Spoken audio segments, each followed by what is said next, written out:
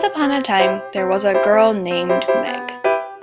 Meg was a self-confident individual with a very creative imagination, and she was also very smart, always doing well in school and being praised highly by her teachers. Every day, Meg walked to the school down the road from her house. Unlike other children, Meg had nobody that she needed to walk with. She was one of the few kids in her class who had no brothers and no sisters. She was the only child in her entire family.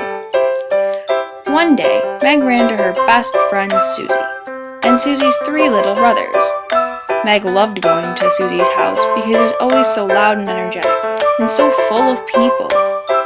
When Meg was at home, it was just her and her parents. She loved her parents very much.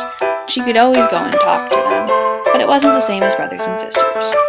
Meg's parents made sure to not be over-involved in her life, overprotective, or babying her. They held the same values as any other parent with multiple children would have. They wanted Meg to grow up and become a self-confident individual, independent and very successful. On this day, Susie's youngest brother, Craig, began asking many questions. He was curious about what Susie did at home alone. Since he had many brothers and sisters, he couldn't understand what she could possibly do. He wondered, who do you play with? Anything. Sports or just board games?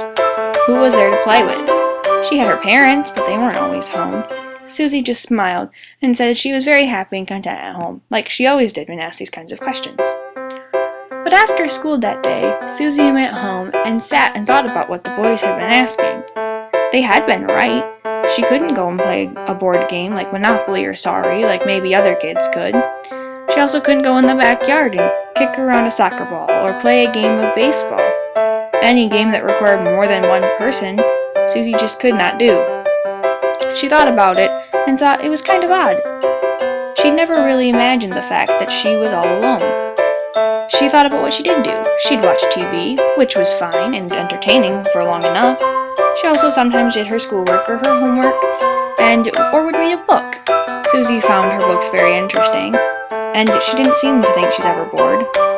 Susie had really never thought about the fact that she was all alone most of the time, but surprisingly to her, she didn't mind it. Maybe other kids thought Susie was lonely, but she really had lots of friends. Lots of people were around her to spend time with, and if she really wanted to, she could always talk to her parents. She could hang out with friends as well, but sometimes she didn't even want to do that. She could go outside and play with a neighbor sometimes, or just being outside alone was fine too. There were very few neighbor kids, but it was still better than nothing. Susie thought about what she did on the weekends. She'd go to a birthday party, or just hang out with any people, like every other kid in her class did. It was really all the same. She couldn't see the difference. She thought about what Susie did at home as well. She knew Susie had lots of brothers, but what did she do? She knew she sat and watched TV by herself sometimes too. Just because you have brothers and sisters doesn't mean you're always with them. Susie could only imagine that other kids in her life would go home and sit it by themselves as well.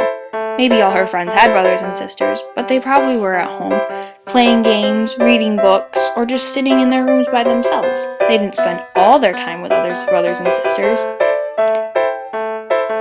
She thought about all the games that she couldn't play, but she didn't care.